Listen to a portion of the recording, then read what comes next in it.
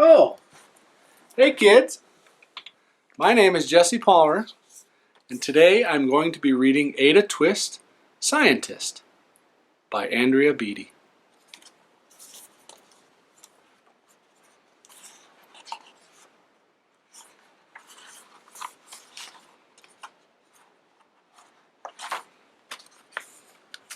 Ada Marie, said not a word till the day she turned 3. She bounced in her crib and looked all around, observing the world but not making a sound. She learned how to climb and made her big break with a trail of chaos left in her wake. She ran through the day, chasing each sound and sight, and didn't slow down till she conked out at night.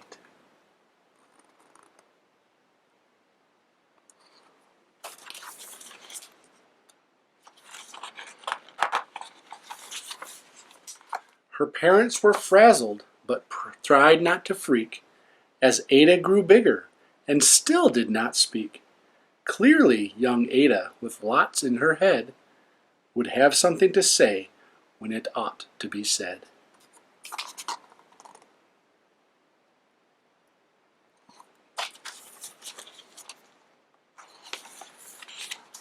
That's just what happened when Ada turned 3. She tore through the house on a fact-finding spree, and climbed up the clock just as high as she could. Her parents yelled stop, as all good parents would. Ada's chin quivered, but she tried not to cry.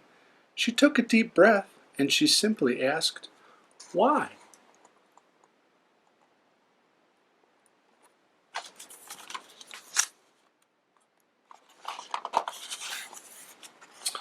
Why does it tick, and why does it talk?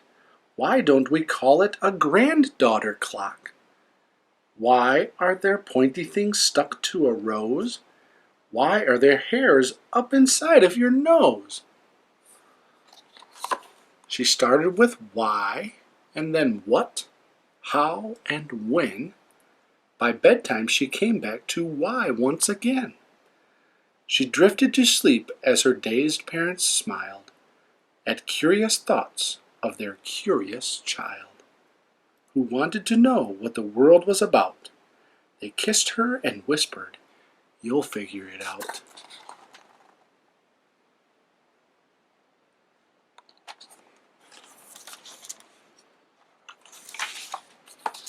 Her parents kept up with their high-flying kid, whose questions and chaos both grew as she did.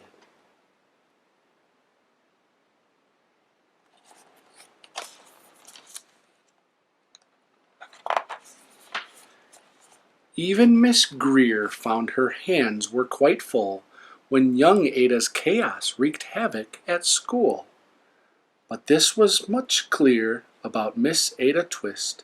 She had all the traits of a great scientist.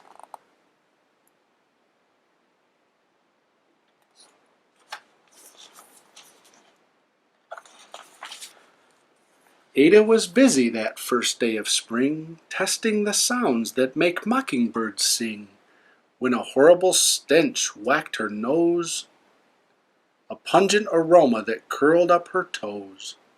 Zowie, said Ada, which got her to thinking, what is the source of that terrible stinking?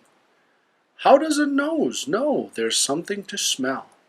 And does it still stink if there's no nose to tell? She rattled off questions and tapped on her chin. She'd start at the start, where she ought to begin. A mystery, a riddle, a puzzle, a quest. This was the moment that Ada loved best.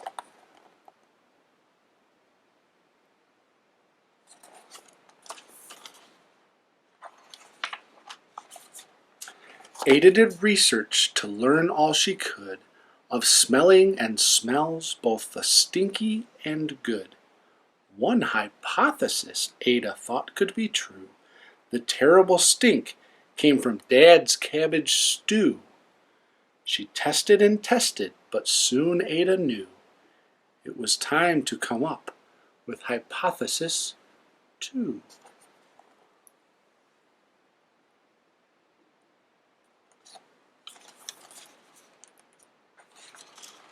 Then zowie! The stink struck again, just like that. Hypothesis 2. It's caused by the cat. The cat couldn't make such a stink on its own. It needed perfume and some fancy cologne. So young Ada tested. The test was a flop. She started again, but her parents yelled, "Stop!"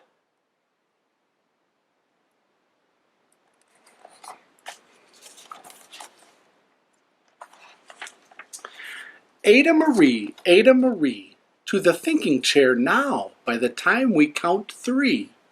Enough, said her mother. That's it, said her dad. Her parents were frustrated, frazzled, and mad. Why? Ada questioned. Her mother said no.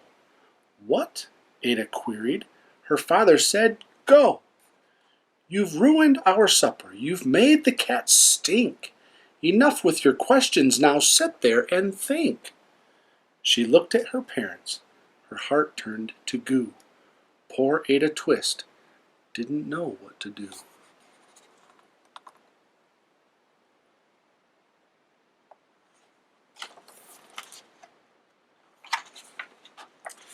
She sat all alone by herself in the hall, and Ada once more could say nothing at all.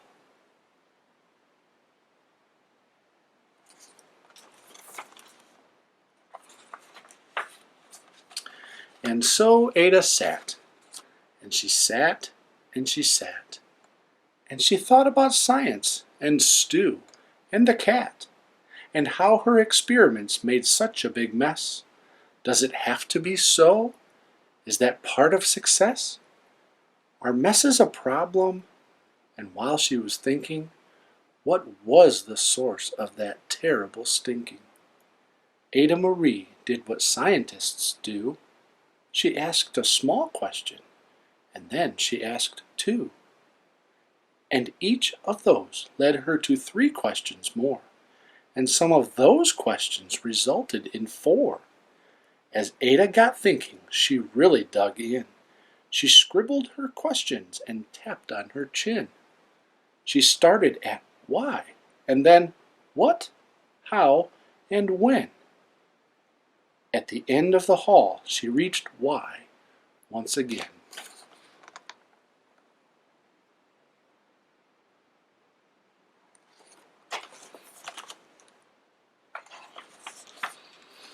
Her parents calmed down, and they came back to talk.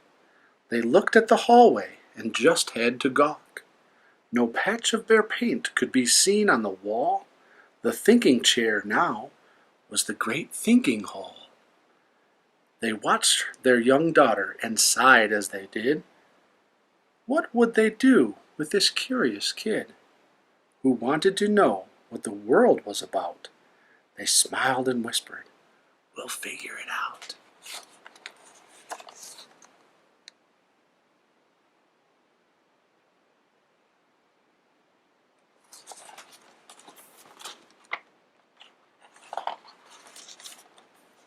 And that's what they did, because that's what you do when your kid has a passion and a heart that is true. They remade their world. Now they're all in the act of helping young Ada sort fiction from fact. She asks lots of questions.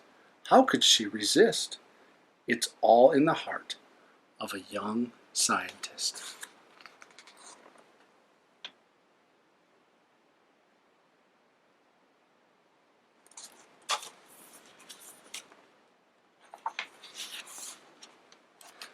And as for that smell, what can Ada Twist do but learn all she can with her friends in grade 2? Will they discover the stink that curls toes? Well, that is the question. And someday, who knows?